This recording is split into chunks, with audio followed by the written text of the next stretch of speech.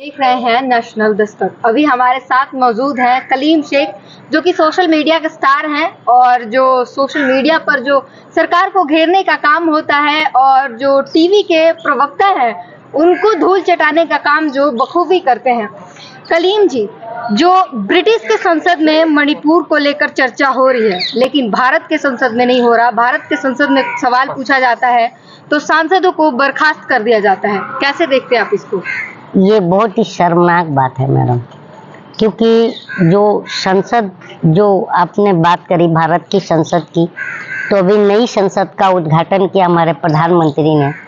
तो मैं ऐसा मानता हूँ कि संसद जो होता है वो सिर्फ ईंट और दीवारों से नहीं होता है। उसमें हम 140 करोड़ देशवासियों की भावनाओं भी लगी हुई रहती है, और उस संसद में 140 करोड़ जो जनता है उसकी जो है मतलब आस भी उसी संसद से रहती है कि हमें मतलब हमारे जीवन को सुदृढ़ करेगा।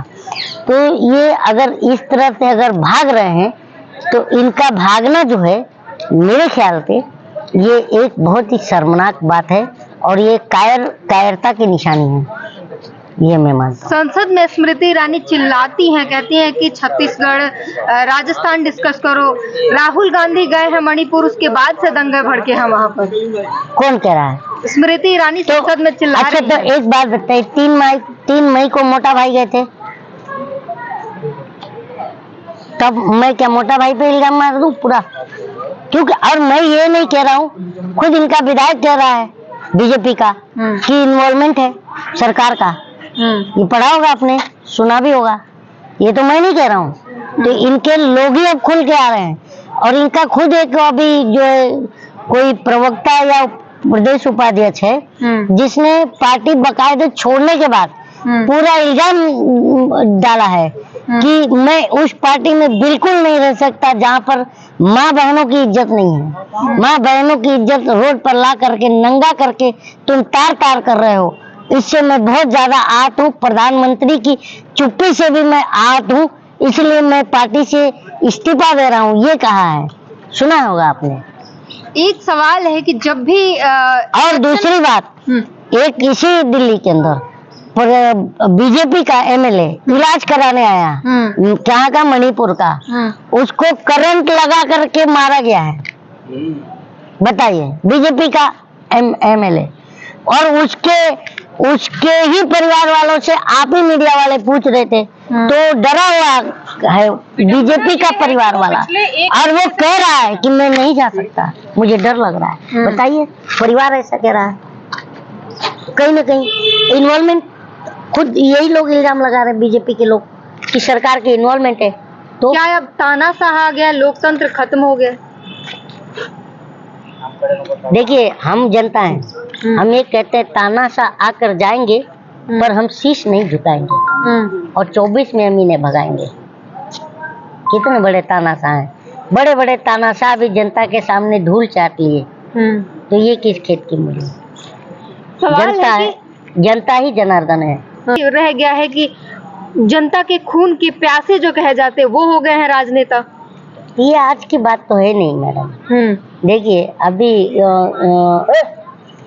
एक बहुत ये हो रहा है, वायरल हो रहा है वीडियो, जिसमें आईपीएस संजीव भट्ट जानती हैं, उनकी भी बीवी अब बोलने लगी हैं। तो कहने का मतलब, जो सच बोलता है वो झेलता है तकलीफ। और आज का मैं समझता हूँ ये दौर ऐसा है कि आज के दौर में सच बोलना और गंजों के बस्ती में कंगा बेचना दोनों बराबर है। क्योंकि जब सभी गंजे हैं तो कंगा कौन खरीदेगा? जब सभी झूठे हैं तो सच एक्सेप्ट कौन करेगा? तो कहने का मतलब है, अरे बोलने की क्या है, राजनीति की जो भाषा है कितनी निम्न स्तर पर आ गई है, बताइए। देख रही है ना, अगर जनता अगर बोल दे इनको नामर्द, तो ये लोग भी घाघरा उठाने लगेंगे।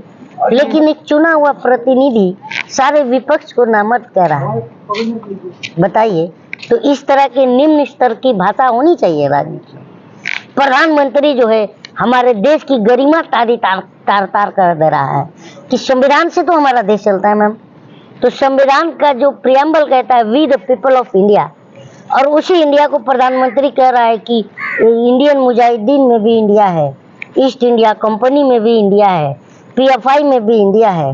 अरे तो संविधान में भी तो इंडिया है, तो क्या करेगा बताओ। और खुद ये प्रधानमंत्री, मेरे को तो लगता है हमने प्रधानमंत्री कम जोकर चुन लिया।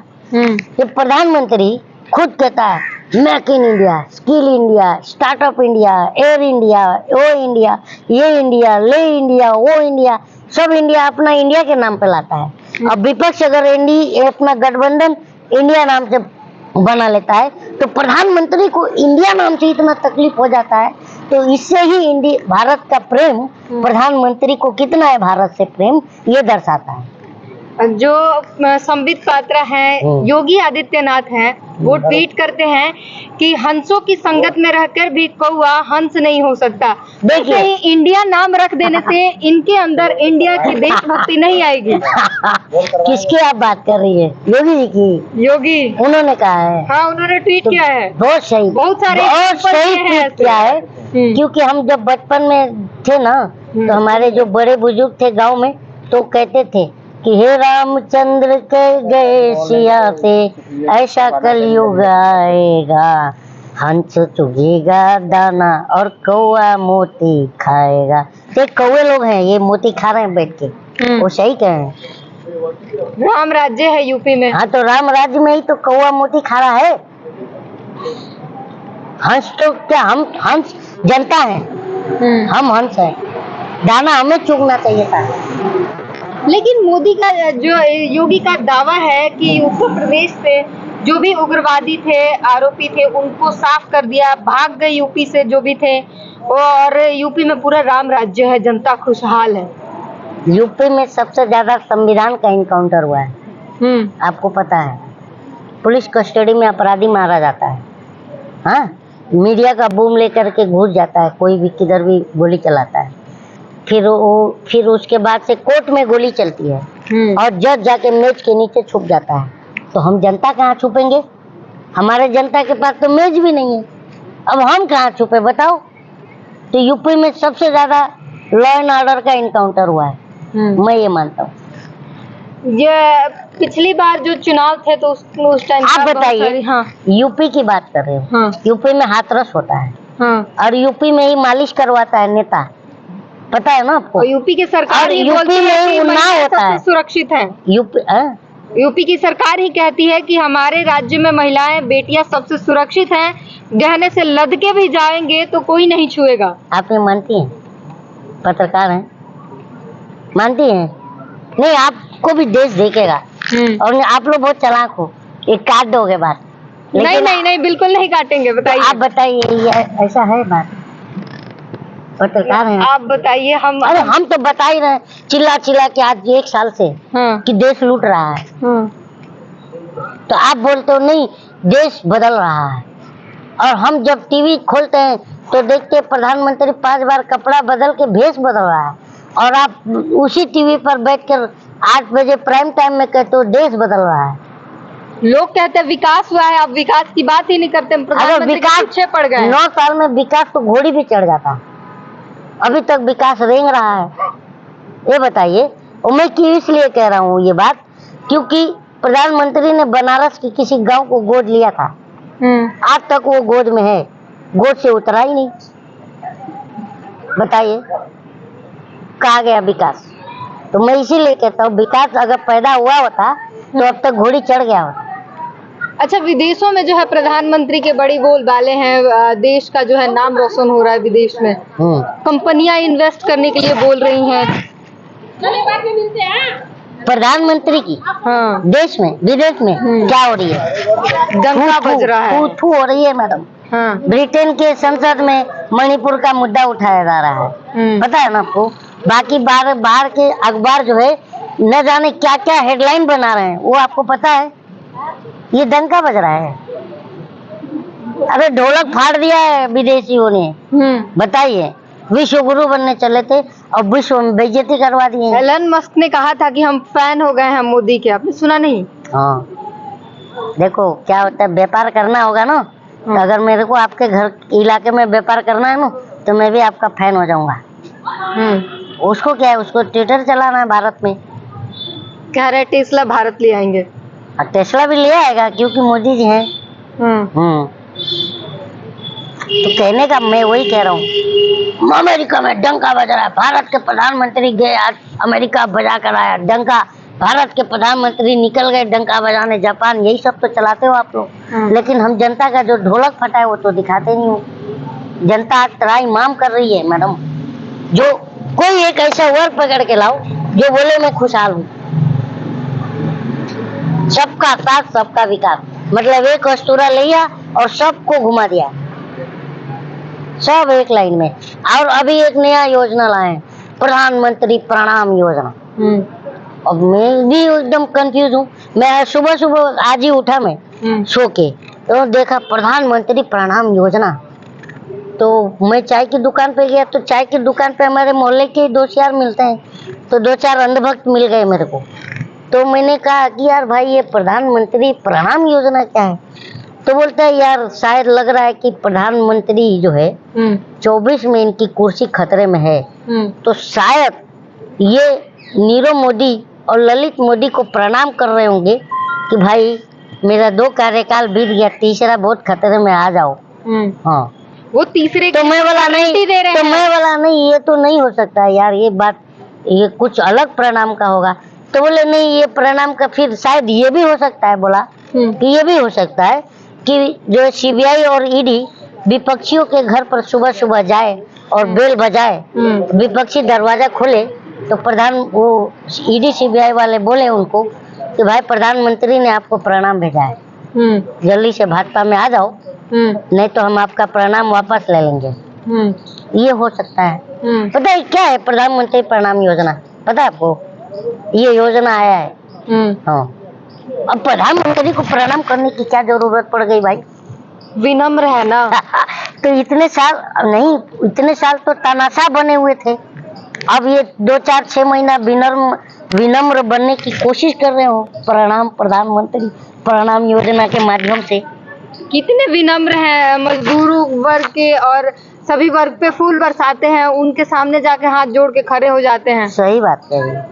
ये लोग है ना बहुत चालाक लोग हैं। फूल तो बरसाते हैं, और जब पैंडेमिक आता है तो उसी जनता को जो है विधि विधान से दाह संस्कार भी नहीं कराते, कुत्ते लाश नोचते हैं। और ये देश भूलेगा नहीं, 24 में जवाब मिलेगा। आपने देखा था कुत्ते लाशें नोच रहे थे। और इस देश का जो है संविधान और जो लोकतांत्रिक जो ये है, उसमें क्या है कि अगर इस देश का कोई भी एक आदमी लवारिस मर जाए तो उसका विधि विधान से दाह संस्कार कराना देश की सरकार का दायित्व होता है, मानती है ना? तो फिर ये तो जो पैंडेमिक में मरे थे ये तो लवारिस नहीं थे, लेकिन इनका भी विधि विधान से तुमने दाह संस्कार नहीं किया। वो पीड़ा आज भी है देश के दिल में, हम जनता के दिल में, हम भूलने वाले नहीं है।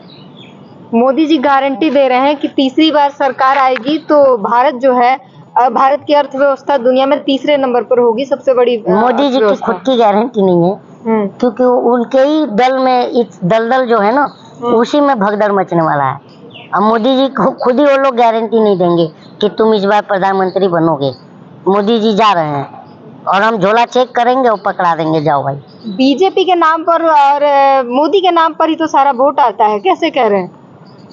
मोदी के नाम, मोदी का चेहरा जो है इंटरनेशनल है। अरे यार मैडम ये हवा मत बनाओ।